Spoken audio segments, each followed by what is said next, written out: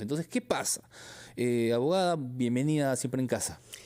Mucho gusto nuevamente aquí en casa, siempre en casa, Siempre en casa, informando de temas bastante legales, pero bastante particulares, que no se tocan mucho, pero que son reales, ¿no? Y que viven muchas familias. Eso, ¿no? Y la primera pregunta es directa, ¿no? O sea, ¿pueden los abuelos o los tíos interponer demandas de tenencia, por ejemplo, y custodia de sus nietos y sobrinos para poder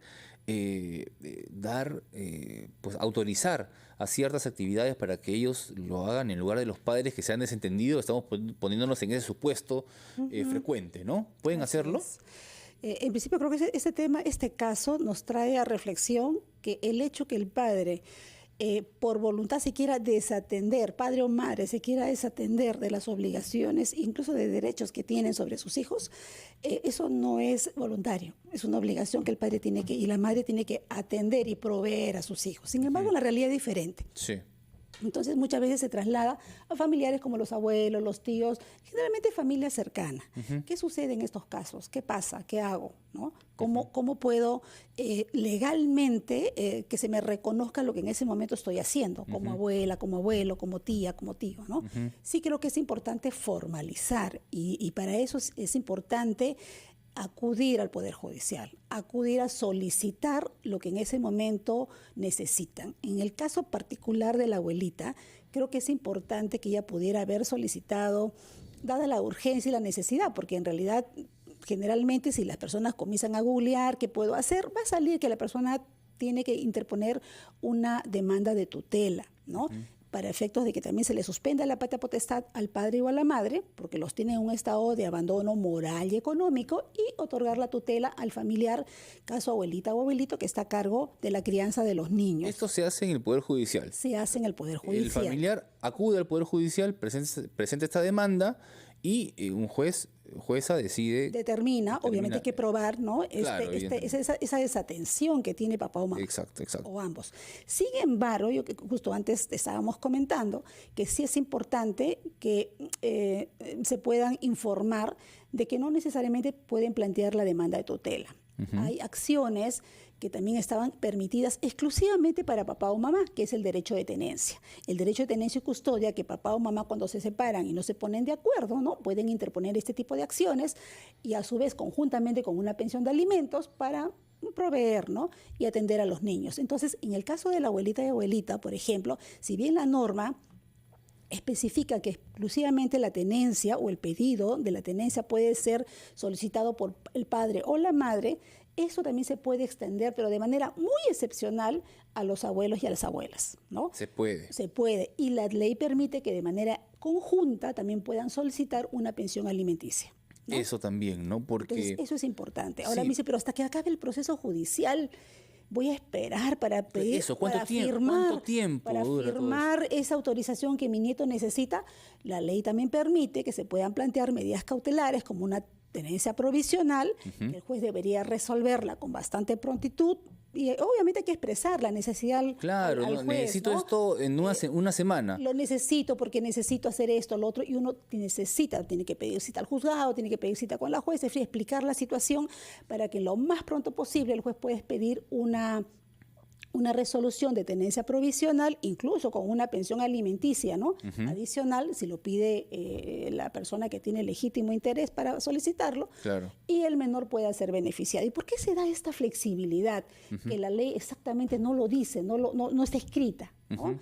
Porque justamente hay el principio del interés superior del niño y que ya los plenos en materia de familia permiten la flexibilidad de las normas cuando está en perjuicio o va a ser beneficioso para un niño, niña o adolescente. Claro, sobre todo eso, porque lo que se busca en este tema es pues el beneficio del niño. Así es. Es el bien máximo en esta oportunidad. Y quiero dejar noticia hablando acerca de pues una pregunta recurrente, ¿no? ¿En quién recae la responsabilidad de los hijos cuando los padres están separados? Abogada Doris Blas.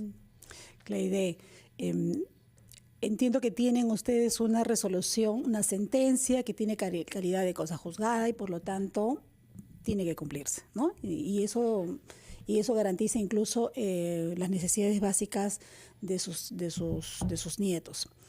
En ese sentido, al igual que la respuesta anterior, creo que para que pueda hacerse efectivo este cobro y exigir el cumplimiento de la obligación alimentaria por parte del padre, debería su hija enviarle un poder para que la pueda representar en este proceso.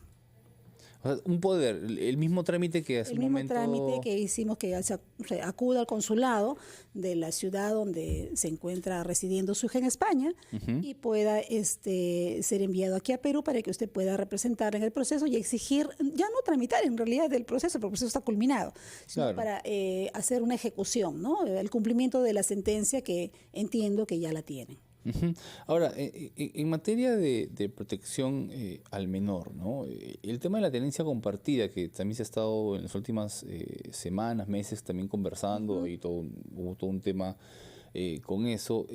En caso de que de que se dé el tema de la tenencia compartida, puede también puede dársele un poder o un tema a algún tío, algún familiar, algún abuelito para poderse ellos hacerse cargo de los menores o del menor. Es un tema un poco polémico porque, bueno, primero que es una norma que por lo menos de manera expresa está colocada en nuestro Código del Niño y Adolescente. Sin embargo, el tema de la tenencia compartida es porque los padres asumen esta responsabilidad del cuidado y la crianza, ¿no? Y la educación directa. ¿No? La tenencia tiene que ver con el tema no solamente de que vivan bajo el mismo techo con el padre y la madre, sino que también impartan valores, se dediquen de la crianza de los hijos, ¿no? Claro. Cuando uno de ellos no lo puede ejercer, creo que ahí ya no existe, por lo menos en la práctica, en lo real, en lo fáctico, no existe la tenencia compartida, ¿no? Claro, exacto. Entonces, creo que ahí sí tendrían que pedir una variación de la tenencia. Es viable ese pedido. Sí, es que hay casos y casos, pero hay que recordar siempre, abogada, que como usted también siempre ha remarcado, lo más importante en estos casos es el niño o la niña, ¿no?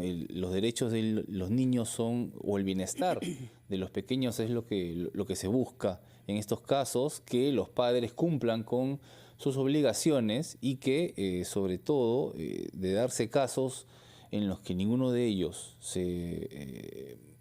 o que ambos se desentiendan de la crianza, pues la justicia también sepan que la justicia también es flexible al momento de otorgar o sea, que un abuelito pueda firmar, ¿no? Alguna autorización, ¿no? Solamente hay que presentar la demanda. Podemos repetir rápidamente este tema de poder, el proceso de ir al Poder Judicial para que un abuelito, un tío, un familiar pueda, en el caso de que los padres no estén o estén desentendidos, asumir la responsabilidad de la tenencia de los pequeños?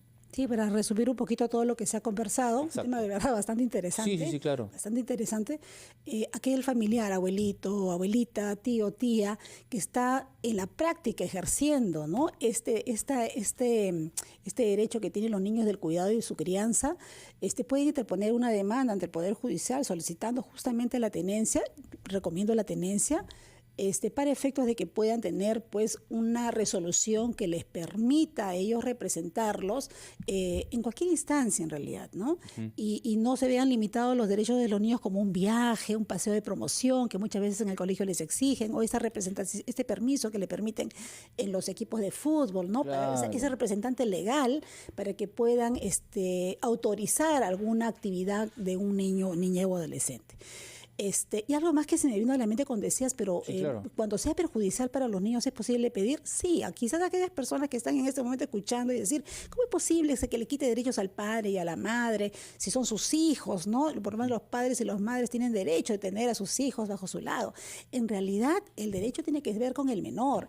El menor que, si los padres tienen tenencia compartida y el padre o la madre no cumple con recogerlo, llevarlo y cuidarlo, ¿de qué tenencia estamos en realidad hablando? el que se perjudica es el menor, porque el Claro. está esperando que su papá o su mamá lo venga a recoger para llevarlo, y el niño se queda sentado esperando horas y horas y el padre no llega, entonces, o la madre no llega. Entonces, el perjuicio en realidad es para el menor, y antes de pensar en papá y mamá, se tiene que pensar en en qué lo está perjudicando o en qué está beneficiando al menor. Eso es lo que... En base a eso es que los sí, jueces y las juezas deciden, sentencian, analizan y emiten sus resoluciones. Eso es lo que buscamos, lo mejor para Así los es. niños y las niñas. Muchísimas gracias, Doris Blas, abogada en Derecho de Familia, por haber estado en Siempre en Casa y respondido como siempre. Un gusto a siempre nuestras estar en preguntas. RPP. Perfecto, muchísimas gracias.